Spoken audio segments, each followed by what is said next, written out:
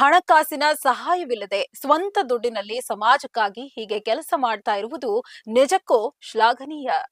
ಈ ಉಚಿತ ಕಾರ್ಯಕ್ರಮಕ್ಕೆ ಉಮೇಶ್ ಶೆಟ್ಟಿ ಹಾಗೂ ಇತರರು ಸಹಕರಿಸಿದ್ದಾರೆ. ನಾಗರಾಜ್, ಮನೋಜ್, ಮಂಜು ಮತ್ತು ಶಂಕರ್ ನಾಗ್ ಆಟೋ ನಿಲ್ದಾಣದ ಸದಸ್ಯರು ಕೂಡ ಒಟ್ಟಾಗಿ ಪಾಲ್ಗೊಂಡು ಈ ಕಾರ್ಯಕ್ರಮವನ್ನ ಯಶಸ್ವಿಯಾಗಿ ಮುಗಿಸಿದ್ದಾರೆ.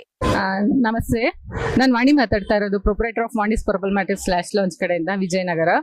ಸೊ ನಾವಿವತ್ತು ಇಲ್ಲಿ ಫ್ರೀ ಆಗಿ ಹೆಲ್ತ್ ಕ್ಯಾಂಪ್ ಆರ್ಗನೈಸ್ ಮಾಡಿದ್ದೀವಿ. ಶ್ರೀ ಶಂಕರ್ ಆಟೋ ಚಾಲಕರ ಸೇನೆ ವತಿಯಿಂದ ಪ್ರತಿ ವರ್ಷ ಕನ್ನಡ ರಾಜ್ಯೋತ್ಸವ ಸಮಾರಂಭ ತುಂಬಾ ಚೆನ್ನಾಗಿ ಮಾಡ್ತಾರೆ. ಹೋದ ವರ್ಷ ಕನ್ನಡ ರಾಜ್ಯೋತ್ಸವ ಮಾಡಿದಾಗ ನಾವು ತುಳಸಿ ಪಾಠ ಕೊಟ್ಟಿದ್ದೀವಿ ಒಂದು 50.